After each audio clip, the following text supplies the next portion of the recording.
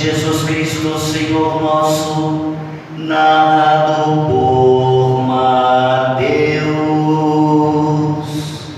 Glória a vós, Senhor. Depois da multiplicação dos pães, mandou Jesus que os discípulos entrassem na barca e seguissem à sua frente para o outro lado do mar, enquanto ele despediria as multidões. Depois de despedi-las, Jesus subiu ao monte para orar a sós. A noite chegou e Jesus continuava ali, sozinho.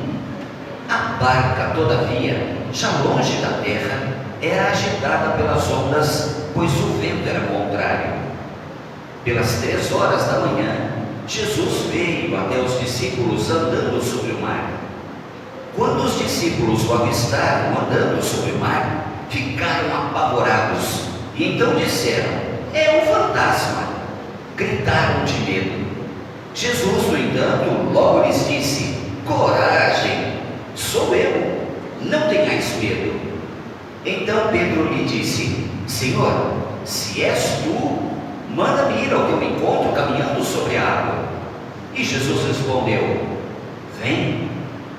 Pedro desceu da barca e começou a andar sobre a água em direção a Jesus. Quando, no entanto, sentiu o vento, ficou com medo e, começando a afundar, gritou: Senhor, salva-me! Jesus logo estendeu a mão, segurou Pedro e lhe disse: homem fraco na fé, por que duvidaste? E assim que subiram no barco, o vento se acalmou. Os que estavam no barco prostraram-se diante dele, dizendo: verdadeiramente tu és o Filho de Deus. Palavra da salvação. Glória a vós, Senhor.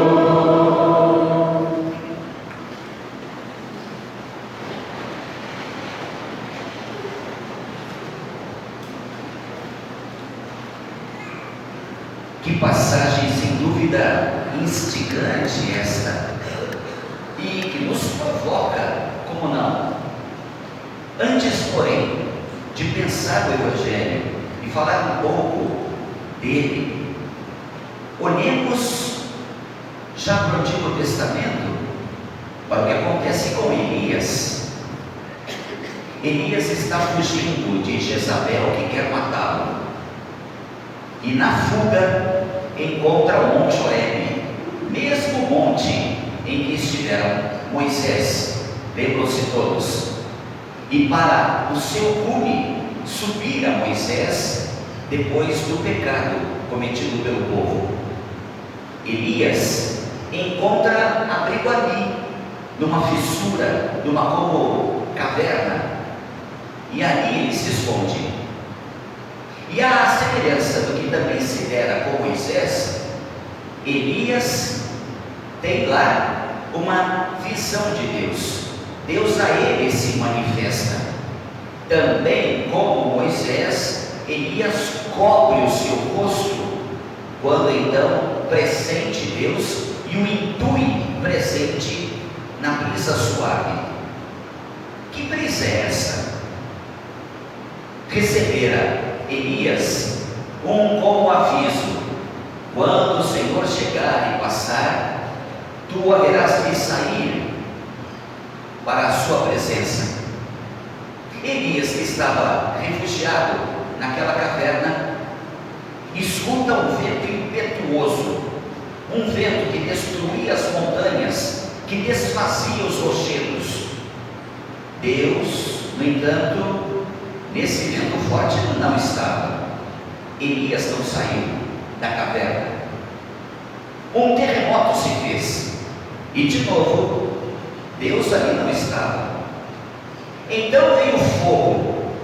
Elias não saiu. Deus não se fazia presente no fogo. E como poderia Deus deixar-se aprisionar por tudo aquilo que ele próprio fizera? E então vem uma brisa suave, ou seja, um vento sussurrante.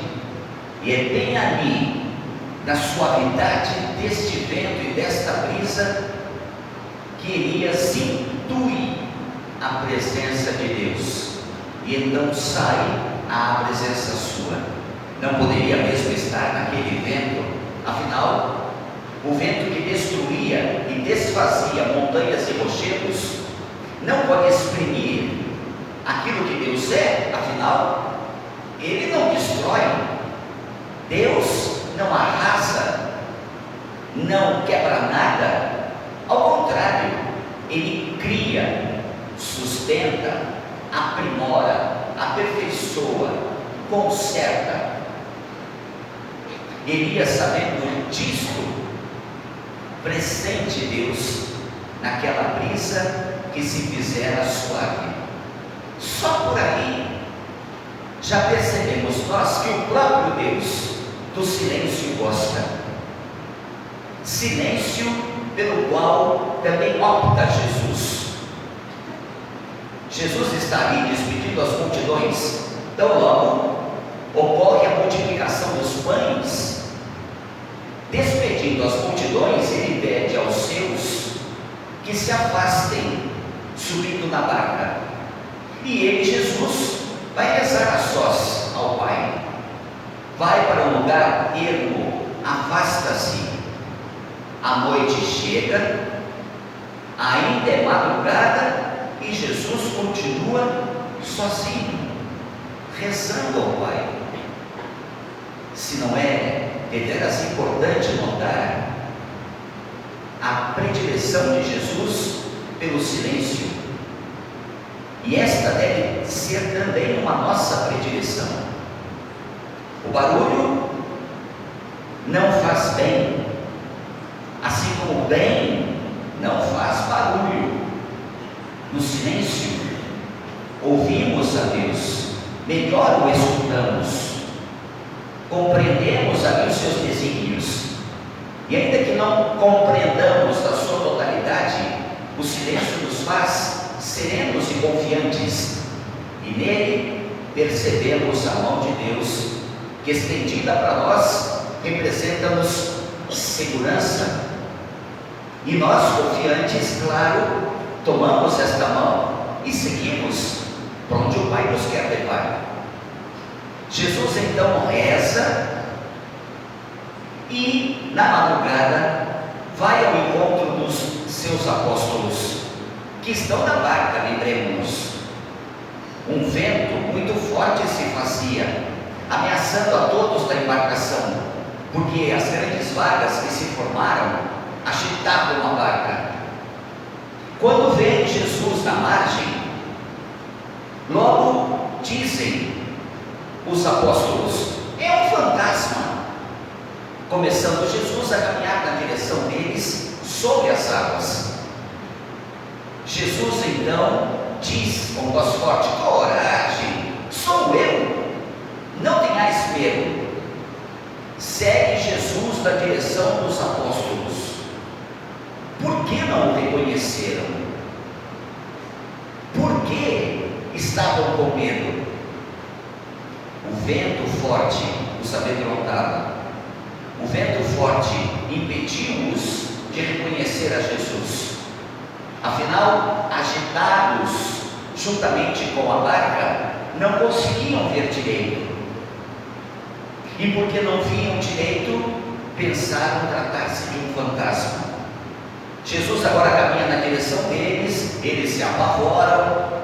Jesus pede-lhes coragem, dizendo tratar-se dele, o Senhor, e Pedro toma a palavra e ousadamente diz: Senhor, se és tu mesmo, manda-me eu vá na tua direção, caminhando também sobre as águas. Que pedido é esse de Pedro? Que pedido é esse? Bom, por que não disse Pedro: Senhor, se és tu, continua, vem? Pedro não disse isso a Jesus porque sabia, sendo ele quem é, Jesus, e que tantos milagres já fez, condições tem de caminhar sobre as águas. Se é Jesus mesmo, bom, ele tem esse poder de caminhar águas. Então eu vou pedir outra coisa: Senhor, se és tu mesmo, manda que eu vá na tua direção, caminhando sobre as águas. Isso equivale a quê? Senhor, se és tu, manda-me fazer o mesmo que tu fazes. Dá-me também a mim o poder que tu tens, e que eu consiga ir na tua direção caminhando sobre as águas. Noutra passagem, diz Jesus o que aos seus apóstolos: fareis o mesmo que eu faço, e fareis coisas maiores ainda. O que Pedro pede? O poder que tem Jesus, mas não simplesmente para ter o poder, senão para fazer, mediante este poder, o que Jesus faz, as coisas que Ele faz, do modo como faz. E isto todos nós podemos. Pelo batismo, tornamos-nos filhos e filhas de Deus. Jesus, na sua morte, na cruz, resgata-nos, tirando-nos do monturo da nossa indigência, do pecado, tirando-nos das malhas do pecado e pondo-nos em amizade com Deus.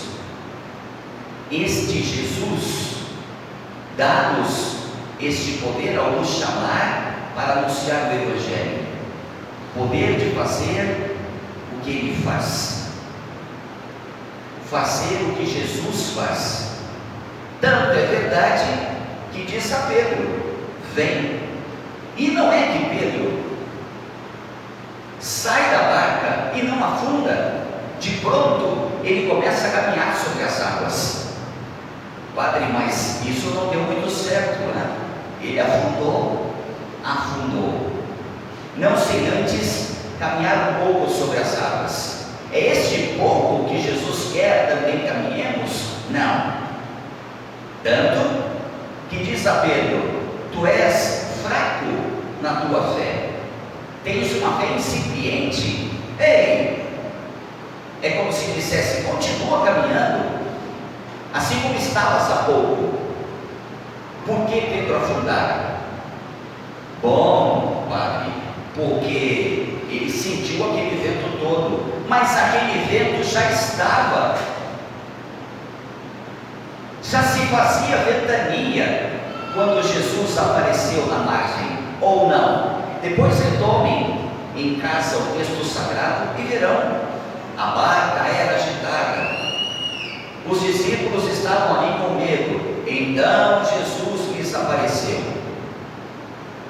Notem que já se fazia ventania, e Pedro, no entanto, começou a caminhar sobre as águas. Aqui abro e fecho parênteses rapidinho. Lembram-se de quando homem e mulher comeram do fruto que lhes era proibido? É a narrativa lá do Gênesis. E então ele e ela percebem-se nus, ficam envergonhados, cobrem a nudez, escondem-se de Deus. Mas um momento, eles já estavam nus, todo o tempo estavam nus, mas tão logo pecam, percebem-se nus e se escondem. O que isso significa? Como eles já estavam nus, tirando os olhos de Deus e olhando para si mesmos, importavam-se agora com as próprias vontades, dando-lhes primazia, fazendo-as mais importantes que a vontade de Deus, no qual eles tinham fixos os olhares. Então percebam, todo o tempo, homem e mulher estavam nus, mas não se importavam com a nudez, porque lhes importava apenas Deus, para o qual olhavam e com quem se relacionavam. Quando passaram a olhar para si mesmos, começaram a pensar todas as possibilidades de saciar seus instintos, suas vontades, e isto se envergonhou quando, na presença de Deus, se puseram. Pedro também já estava sentindo o vento. Mas por que agora se importa tanto e começa a afundar? Por que será? Notem, queridos, ele olha para Jesus e vai na direção sua. Quando sente o vento, significa que o vento lhe está mais próximo que Jesus. Mas era Jesus o mais próximo, ou seja, o vento se fez obstáculo, coisa que não era. Para Pedro importava Jesus, e não havia nenhuma situação circunstancial que pudesse impedi-lo de ir a Jesus. Mas quando seus olhos saíram de Jesus e como que pararam no vento, o vento se fez mais próximo de Pedro, mediava o caminho até Jesus, e então vem o medo e ele começa a afundar. Isso também não nos é uma lição? Lembremos-nos de São Paulo dizendo: o que nos pode separar do amor de Cristo? Tribulação, fome, espada, nudez, perigo, vento. E a resposta: nada nos pode separar do amor de Deus. E sabe por quê? Porque nada em si mesmo tem este poder, a menos temos o poder a estas realidades de nos separarem de Cristo. Foi o que Pedro fez. O vento em si mesmo não tem esse poder. Pedro deu-lhe este poder, dando-lhe mais importância que ao Cristo que o chamava e uma ordem lhe dera. Então nada mesmo pode nos separar do amor de Cristo. Caso demos a qualquer realidade este poder, aí sim separados estaremos. Foi o que fez Pedro. Então não há vento que nos possa parar quando na direção do Senhor vamos, sendo que Ele nos acenou primeiro. Ou seja, a iniciativa é sempre sua, é sempre de Deus. Ele nos chama, nós atendemos ao chamado e vamos na sua direção. Qual é o vento então que hoje nos paralisa? Qual é o vento que nos faz afundar? O vento do egoísmo das outras pessoas? O vento da maledicência que outras pessoas vociferam, pronunciam? Qual é o vento que nos paralisa? A doença? A preocupação? Mas nada disso tem por que nos separar de Cristo. Ao contrário, porque nele fortalecidos, nada mais se faz obstáculo. Embora sintamos o vento, embora sintamos as dificuldades, embora sintamos dor e derramemos lágrimas, apenas sentimos e continuamos caminhando. Sentir e então nos paralisar significa que mais importância demos às circunstâncias e mais próximos de nós sentimos as dificuldades que o Cristo, quando dele temos de ser íntimos. Que coisa, não? Será que também olhando à nossa volta, não nos vem a mesma tristeza de Paulo, tristeza para a qual aponta na segunda leitura de hoje? Que tristeza é essa? Olhar e perceber que alguém não caminha, e não caminha não porque Deus não o chame, senão porque sendo chamado, prefere paralisar-se em virtude das circunstâncias em que posto é. Enfermidade, dor, alguma perda sofrida, preocupações em demasia. Paulo percebe que o povo eleito de Deus, que ali Israel é o povo escolhido por Deus, todavia, aceitam ser este povo, nem todos. E Paulo diz: eu preferiria ser riscado da lista de Deus, ser considerado anátema, que Deus me tire a eternidade e a felicidade, portanto, eterna, contanto que Israel se convertesse e então assumisse o seu papel de povo querido e amado por Deus. Olhem, se não é isso que sente uma mãe quando o filho adoece, querendo tirar-lhe com as próprias mãos a dor que sente ele. Se não é isso que sente um professor ensinando a um aluno com muita clareza e ele não conseguindo compreender, quereria este professor fazer com que entendesse, colocasse ali em sua mente. Pense se isso não gera uma angústia, né? Então pensemos Paulo olhando para aquele amor de predileção de Deus para com Israel, e Israel recusando-se a aceitar esse amor. Ele diz: se bastasse, seria considerado anátema, para que esses salvos fossem, abrindo-se à salvação, eu suportaria.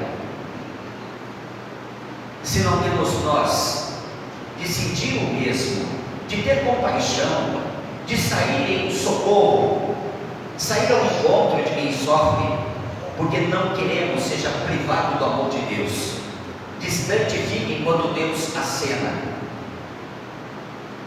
Então não haja obstáculos para que junto de Deus fiquemos, queridos. Decidamos-nos também pela brisa suave. Por ela decidiu-se Elias, intuiu neste silêncio a presença de Deus. O silêncio do coração do outro, ainda que em gritos de dor, aquele silêncio é espaço sagrado. Deus quer habitar esse espaço. Ajudemos, portanto, nosso irmão, ajudemos-nos a nós mesmos a compreender todas estas circunstâncias que nos vêm, situações que nos visitam, e notar que, embora haja vento e a barca fique agitada, quando o Senhor adentra a barca em que estamos, tudo se acalma. Então aceitemo-lo na nossa vida, aceitemo-lo na nossa barca, e tudo vai se acalmando, tudo se torna mais sereno, nossa confiança em Deus cresce, e o nosso serviço também frutos produz para o reino. Pensemos.